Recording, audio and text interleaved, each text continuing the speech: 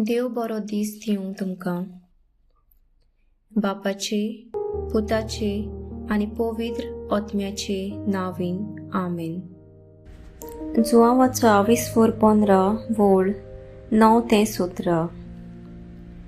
जेजून आपल्या शिसांक म्हटलें, जसो बापान म्हजो मोग केला तसो हांवें तुमचो मोग केला.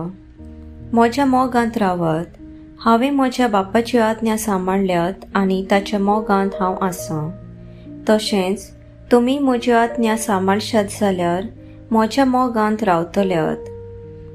म्हजी कुशालकाय तुमचे सोवें आसचे खातीर आनी तुमची कुशालकाय पूर्ण जावचे पासत हांवें तुमकां ह्यो वस्तू सांगल्यात.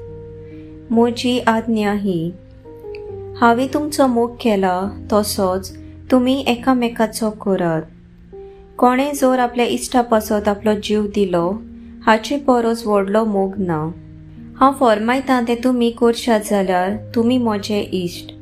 ह्या फुडें हांव तुमकां चाकर म्हणचो ना, कित्याक आपलो दोनी कितें करता तें चाकर नकळो, पूण हांव तुमकां इश्ट म्हणटां, कित्याक म्हज्या बापा कडचें हांवें आयकलां तितलें हांवें तुमकां कळयलां.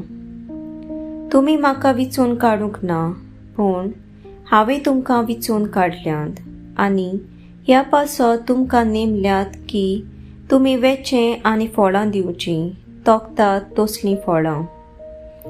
अशें म्हजे नांवीं बापा कडेन तुमी मागतात तितलें तो तुमकां दितलो. ही म्हजी आज्ञा तुमकां: एकामेकाचो मोग करात.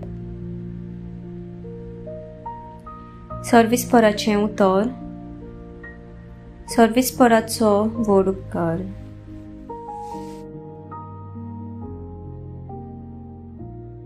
नियाळ. जुआंवाचो 15वो हावेसवर वाचून जायत्या जाणांनी जिवीत बदल्लां. हो हावेसवर वाचून जायत्यांनी आपलें जिवीत देवाक भेटयलां.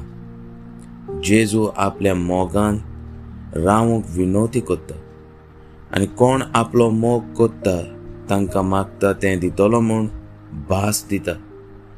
जेजूचो खरो मोग करूंक शिकुया आनी जेजूच्या मोगान पडुया आनी दुसऱ्यांक जेजूचो मोग करूंक शिकोवया. आमेन.